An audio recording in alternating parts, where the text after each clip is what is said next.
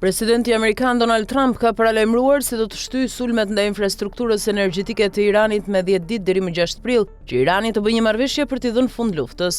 Në një postim në rrjetet sociale, ai vazhdon të pretendojë se bisedimet me Iranin për një marrëveshje paqe po shkojnë shumë mirë, por Teherani ja hodhi poshtë propozimin e SBA-ve si të padrejtë. Sipas kërkesës së qeverisë iraniane, ju lutem lejoni që kjo deklaratë të shërbejë për të përfaqësuar se unë po e ndërpres periudhën e shkatrimit të termocentralit me 10 ditë deri të hënën më 6 prill në orën 8 mbrëmjes sipas orës lindore. Bisedimet janë duke vijuar dhe pavarësisht deklaratave të gabuara në të kundërtën nga mediat e lajmeve të rreme dhe të tjerat apo shkojnë shumë mirë, tha Trump në platformën e tij Truth Social. Në një deklaratë për Fox News, Trump tha se unë u dhash atyre një periudhë 10 ditore, ata kërkuan 7. Ai gjithashtu vazhdoi të shpallte fitore në luftë duke shtuar në një farë mënyrë ne tashmë kemi fituar. Irani ka deklaruar se nuk është i angazhuar në bisedime me Washingtonin dhe Trump nuk e ka identifikuar se me kë po negocion SBA në Iran me shumë zyrtar të lartë të vrarë në luftë. Ndërkohë, një udhëheqës i lartë iranian i pa identifikuar i tha agjencisë së lajmeve Reuters se zyrtarët në Teheran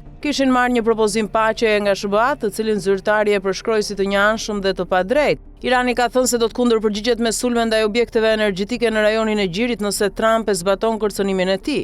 Një ditë më parë, presidenti i SBA-ve sugjeroi se Irani kishte lejuar 10 cisterna nafte të kalonin përmes ngushticës së Hormuzit si një gestë i vullnetit të mirë në negociata, duke përfshirë edhe disa anije me flamur pakistanez. A duhet jetë në gjendje Irani të vendosë një tarif për anijet në Hormuz? E dini, dua të them, nuk duhet jetë në gjendje, por po e bëjnë pak a shumë, nuk e di, shikoni. Aftësia e tyre është shumë e vogël se sa ishte 2 javë më parë dhe me çdo javë dhe çdo ditë sinqerisht bëhet gjithnjë e më pak. E vetmja gjë që mund t'ju them është se ata do të bëjnë një marrëveshje. Pra le të shohim se çfarë po ndodh. Ne nuk duam që asgjë të pengohet, ne duam që anijet të kalojnë. Nuk e dim nëse kanë hedhur ndonjë minë me qira fjala sepse i shpërthyem të gjitha hedhëset e minave apo jo, ne i shpërthejmë të gjitha.